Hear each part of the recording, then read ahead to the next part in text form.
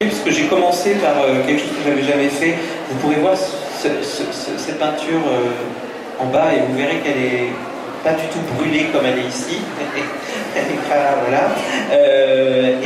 C'est vraiment choisi une pièce d'1,70 m comme ça. Mais bon, bah du coup, j'ai commencé fort et ça m'a donné l'idée, en revanche, de travailler sur des formats beaucoup plus grands que d'habitude pour qu'à la réduction, on ait un sentiment un petit peu comme dans un rêve, c'est-à-dire on a une surabondance de détails. Les premières et toutes dernières images qui représentent la réalité, elles sont faites à 120% comme je fais habituellement midi.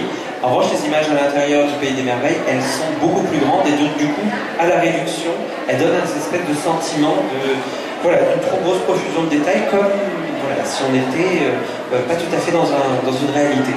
Ce qui est intéressant, je trouve, c'est que votre chemin de fer ressemble énormément à ceux des albums narratifs, c'est-à-dire qu'il y a vraiment des livres illustrés. Il y a une dynamique, il y a un trait, ça n'est que mouvement, et vraiment vous avez une manière de concevoir l'ensemble dans ce mouvement, dans cette suite d'images. On voit tous les traits sont caractéristiques d'un mouvement.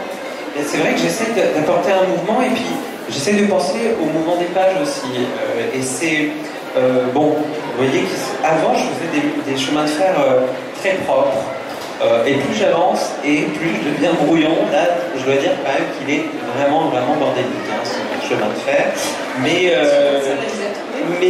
voilà, moi j'arrive à m'y retrouver finalement. Donc je teste en fait, je montre des croquis qui sont très laids, c'est pas du tout. Mais au moins voilà, c'est honnête. Ça n'a pas été repris, c'est sorti du carnet. Et ils sont, voilà, c'est juste des masses, des formes, de manière à simplement comprendre la dynamique, comprendre la narration, parce que ce qui est très important, c'est ce que vous avez dit, tout n'est que mouvement, tout n'est que forme, parce que c'est ça en fait. On tourne les pages d'un livre, il faut que les images vous racontent, elles aussi, une histoire, qu'elles ne fassent pas que répéter, parce que c'est terrible, un livre illustré qui ne fait que répéter le texte. Si c'est fait pour ça, vaut mieux pas le faire, le texte est là. Vaut mieux pas bégayer en fait avec l'image. Il faut que l'image amène autre chose, amène une autre narration, apporte en fait quelque chose, éclaire des parties du texte. Là, c'est vraiment les premières recherches sur les personnages, c'est-à-dire on essaie de trouver, comme un peu un casting pour un film, on essaie de trouver l'émotion du personnage, comment il va se mouvoir. Là, c'est vraiment intéressant, effectivement. C'est comment, avec un pur travail au trait, vous suggérez le mouvement et comment, avec la couleur, vous le suggérez de manière tout à fait différente.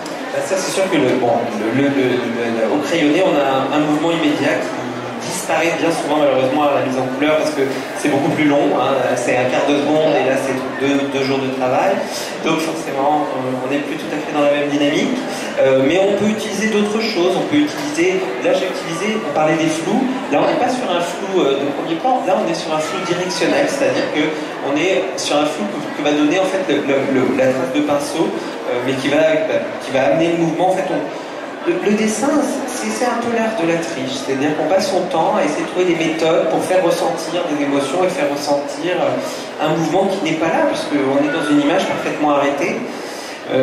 Mais elle a le mérite aussi de s'arrêter et de laisser la personne se créer son propre mouvement aussi, créer la voix des personnages et créer la succession. Et c'est ça que je trouve, c'est pour ça que moi je suis tellement attaché au livre, attaché à l'écrit et attaché à l'illustration. Et c'est vrai que je travaille sur un film d'animation, mais je pourrais ne pas le faire et prendre autant de plaisir dans ma vie en continuant à écrire des livres, parce que ce qui m'intéresse aussi, c'est cette dimension-là, c'est-à-dire le fait que le lecteur est actif. C'est-à-dire quand on lit un livre, quand on lit un livre illustré, on a une vision d'une œuvre d'un artiste, mais on n'a pas une vision arrêtée. On n'a pas quelque chose qui est définitif. C'est pas comme un film, par exemple. Un film, c'est terminé, on voit comment les gens bougent, on voit comment les gens parlent, on a une narration suivie. Si on met pause, on est sorti de l'histoire. Si on met pause dans un livre, on le referme, l'histoire elle continue dans notre tête. On se demande comment ça finit. On poursuit l'histoire. Le lecteur est actif. Et ça, je trouve que ça n'existe nulle part ailleurs que dans les livres. On parle souvent effectivement de l'illustration de la bande dessinée comme un art de l'ellipse, c'est-à-dire ce qui se passe entre deux images. Enfin, l'imaginaire est singulièrement mobilisé dans cet entre-deux en fait. Il y a aussi dans ce que vous disiez, dans ce travail extrêmement abouti, virtuose, vous parliez de l'illusion, enfin, on revient au 19e siècle finalement aux illusionnistes, c'est-à-dire les premiers jeux d'images, les premiers spectacles de magie, enfin il y a aussi tout ça qui est... Et je trouve formidable, et d'ailleurs c'est marrant parce que Lewis Carroll s'y intéressait aussi beaucoup. Plus tard vous allez voir une de ces petites inventions qui m'a donné l'idée que j'ai utilisé dans le livre, on va en parler un petit peu après, mais il y a tout un système de rabat dans le livre, puisqu'à chaque fois que le personnage grandit, change de forme, eh bien ça change de forme aussi avec lui. Là, il y en a, voilà, on est tombé pile sur un des rabats, normalement. Voilà, par exemple, voilà, il y a ce... Bon, je vais le lever, mais là c'est un des rabats.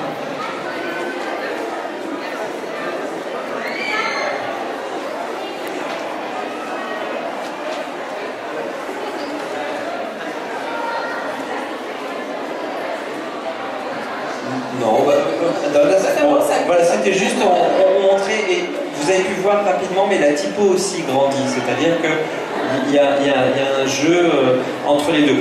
Pour en finir rapidement sur le storyboard permet aussi d'éviter des bêtises, là, par exemple, il y avait vraiment deux idées, et finalement, on peut les réunir en une seule. Donc, on peut l'avoir...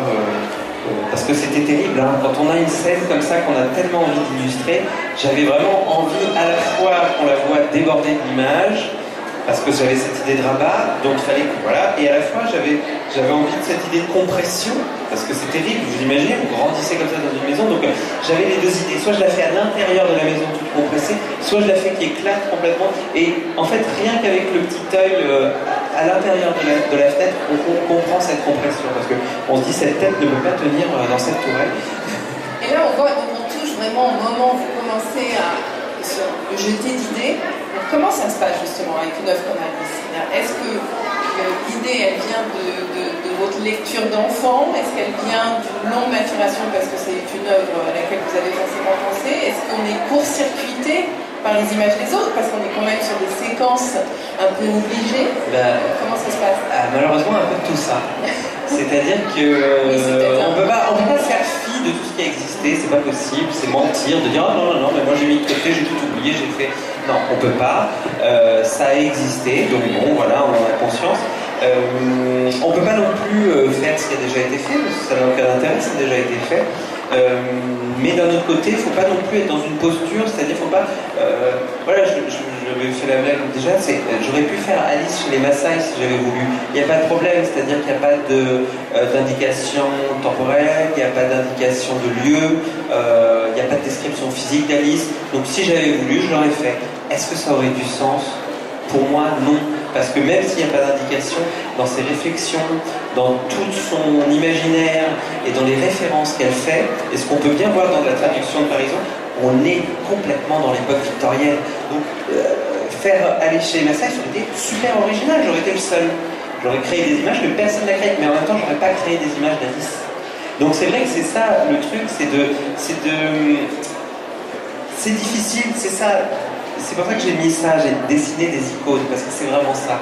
C'est-à-dire que on touche presque à la Trinité avec Alice. On est dans une dimension de personnages qui ont été illustrés à un tel niveau, franchement, je me pose la question, à part Jésus, Marie, les autres, il n'y a pas beaucoup d'autres personnages qui ont été aussi illustrés que eux, et le petit chaperon rouge, effectivement, et le loup. Voilà. Mais sinon, ça devient un exercice terrible.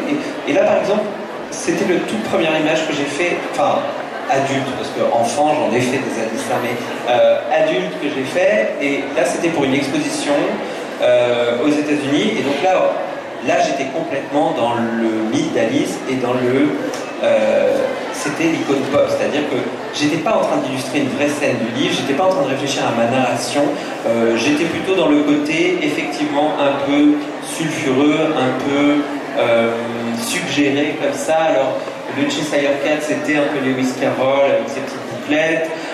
Alice, complètement alanguie, très balthusienne comme ça, c'était Alice Liddell.